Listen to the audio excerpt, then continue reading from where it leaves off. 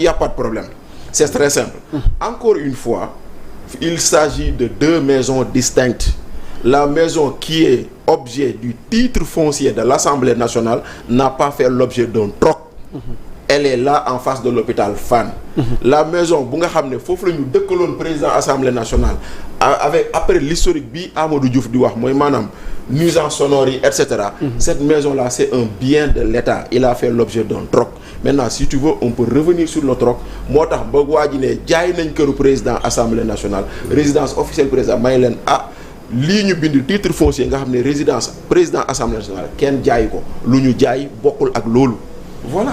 Donc bu loolu leeree. Tu rentres dans le truc. Maintenant tu viens tu dis. OK. Encore une fois je le dis nous sommes ici à Yoff.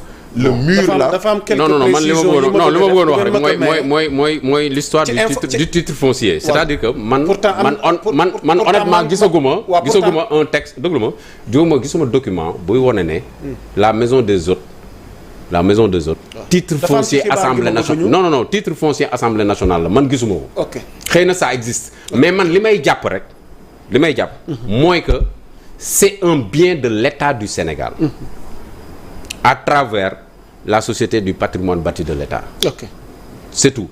Titre foncier bi nag wóoruma mais daal xam naa ne ba nekk Fann ak ba nekk en face hôpital Le Dantec État moo ko moom. OK. État nag ba nekk Fann la troqué. Est-ce que troc ba jaar na yoon jaarul yoon. looloo jar a leeral. balaa ma lay jox kàddu parce que am na aspect juridique boo xam ne bëgg naa ci am sa gis-gis. xibaar gi ma ci am man maa ngi sukkandiku. donc maa ngi koy nuyu de passage doyen journaliste Serigne Saliou Gueye. ñun ñëpp jot nañ xibaar que ne l'État du Sénégal a été débouté par le juge des référés. dans l'affaire de la maison du président de l'Assemblée nationale contre la société Deng Deng de l'homme d'affaires Tahirou Sarr. Le juge des référés condamne l'État du Sénégal au profit de Tahirou Sarr. Abdou Gningue, le directeur des domaines, a interjeté appel contre les deux ordonnances du juge des référés. Ñu continue. Maintenant, le journal Yoor Yoor souligne dans sa une que Tahirou Sarr veut échanger son immeuble, madame la résidence du président de l'Assemblée nationale, contre 2 villas de l'État à Fann et une autre à Dakar Plateau. On continue. L'État de Macky Sall avait initialement accepté de procéder à cet échange, la résidence objet du titre foncier numéro 13422/GR devait être échangé contre les villas des lots 6 et 7 du titre foncier numéro 1633 DK et une autre villa située à Plateau inscrite sous le titre foncier numéro 71 DK. Une expertise immobilière a été ordonnée pour évaluer ces biens.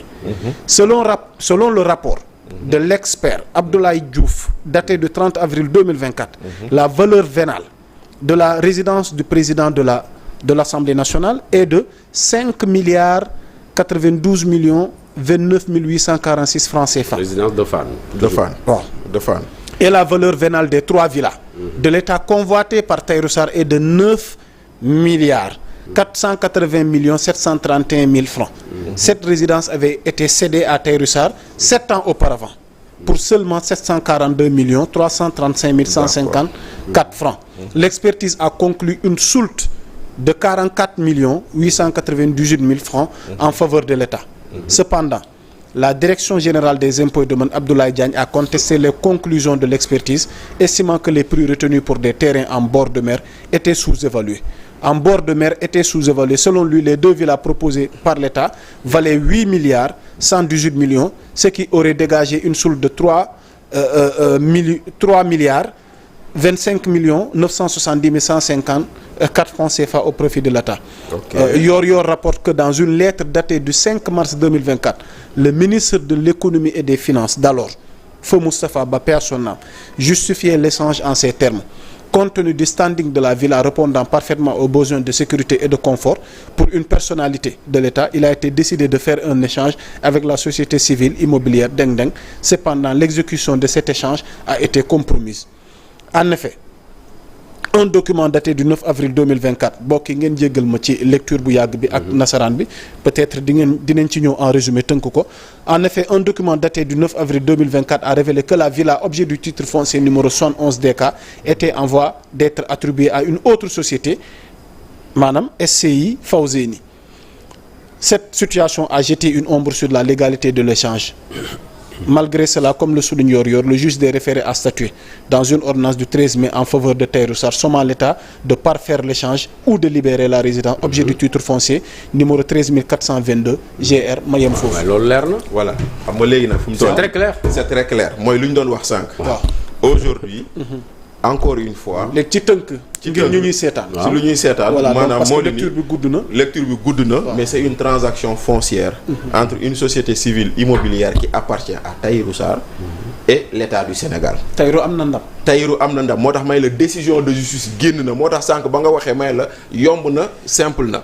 lu tax ñooñu mais interjeté nañ appel de. waaw mais xam nga aujourd'hui parce que jàpp nañ ni Tahirou par rapport au régime bu Macky ni ñu ko yombalalee mu amee kër gi ci njëg yooyu noonu bi nu gëstuwaatee ci régime gu bees bi ak expert bi gis nañ ne kat vraiment Tahirou dañ ko yombalal léegi ndax li mu war a jar. d'accord léegi maintenant yaa Moussa. jotewu ko maanaam ci prix boobu. yaa Moussa waaw non man damay fàttali rek. waaw li ngay fàttali dafa am loo xam ne dafa bëgg mu leer. est-ce que réellement Tahirou war na amee maanaam kër yi ci njëg boobu maa ngi ñëw. contrairement ak expert bi liggéey. yaa Moussa maa ngi ñëw. dafa am ñaar yooyu séparé. benn bi. waaw nous sommes en matière civile.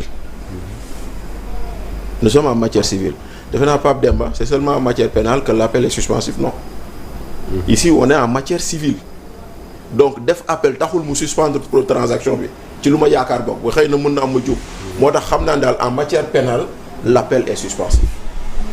maintenant est-ce le cas en matière civile je pose la question mais si sama xam-xam bu gàtt jàpp naa ni fii nii mu ngi noonu muy benn.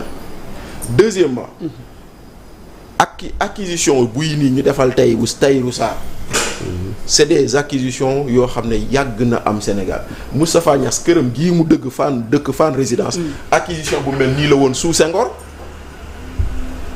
yow Abdoulaye Wade 2007 ba mu gagné élection yi lan la def yaa ngi koy fàttale ko woote conférence de presse mu ne Moustapha Niasse këram gi mu ngi ko amee ci 19 millions et c'est pas normal mais Moustapha Niasse et il le paye mensuellement. waaw et Moustapha Niasse génn tontu ko ne ko 1971 lañ ma ko jaayoon 19 millions. waaw te bu ma ko fekkoonte ne da nga ko jël ci valeur de 2007 bi mu ëpp loolu te il l'a payé mensuellement dafa am ay yu mel noonu boo demee cité Faysal gii nekk croisement Cambérène logement yu fa nekk état moo ko moom jox na ko ñu fa dëkk man xam naa si koo xam ni on lui a donné 600 mètres carrés sur une maison construite R+1 xam nga ñaata lay fay par mois pendant 15 ans 105 000 francs 105 000 francs pour une maison construite sur quelle base, Bachir?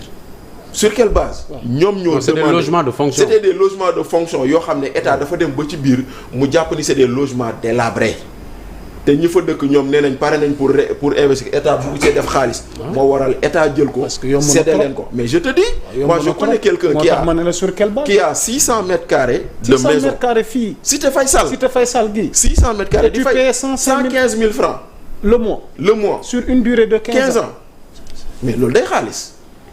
parce que yooyu noonu mu ngi noonu kon nag tey jii nii procédure yooyu noonu nga xam ne moo dal monsieur Sarr bi dal na ay fonctionnaires ndaxte fii bëri na ñoo xam ne seeni kër Fann Résidence Point E Mermoz ay logement état la woon. ndax mbir mi dina yem foofu. non loolu. monsieur Sarr jot këram. léegi nag man balaa may ñëw ci pour man ñaara am analyse waaw pour man ñaara am. waaw monsieur Sarr joxe na ay terrain am tabax nañ ci lycée gaa ngi fii boo sëqatee ñu dégg la fii ñu nekk nii lycée Ousmane Sembène mu ngi fii à Yoff. Le lycée existe, le lycée a été construit, le lycée est fonctionnel. Maintenant, lycée bi pour man état du Sénégal jël na kayitam benn moo des si l'état estime que luñ ko war joxee kër gi du yoon na ko dédommager jëlaat bien wala mu xool feneen fu mu ko jox. mais pour man warul poser débat parce que lu état def état mën ko dindi. état moo attribué woon des contrats ñii ñëw ne jàpp nañ ñu contrat yi baaxul ñu dindi ko mais y a pas de problème. loolu moom amul pour man jarul li yëpp. Pape Demba balaa ñu jeexal ak sujet bi. ci aspect juridique bi parce que ñële interjeté nañ appel ndax jàpp nañ ni njëg yi mu ko amee ca régime yu weesu yomb na trop ndax ñii yóbbu nañ ab expert boo xamante ne saytu na mbir yi lim ko waroon amee exactement wuute na nag alors interjeté nañ appel ndax lii dina am benn suite. dans tous les cas day am suite. parce que fii ñu nekk nii. xam nga dafa am borom. waaw état bu ko soxlaa mu jëlee ko fi jox ko feneen donc rawatina. procédure boo xamante ni état la ak benn sénégalais wala benn entreprise boo xamante ni tey xam nga bu ñu waxee woon ñu ne la immeuble bi état moo ko moom jaay nañ ko yaa Moussa 300 millions ñu vérifier ñu gis ne effectivement immeuble 300 millions lay jar donc amul benn procédure bu jaarul yoon bu ko état soxlaa yaa Moussa dañ koy fay xaalisam dédommagé ko utal ko feneen wala ñu jox ko valeur mu dem yoonam léegi nag lii c'est une procédure judiciaire boo xamante ni état du Sénégal à travers le ministère des finances nga xamante ni moo yebal l'agence judiciaire de l'état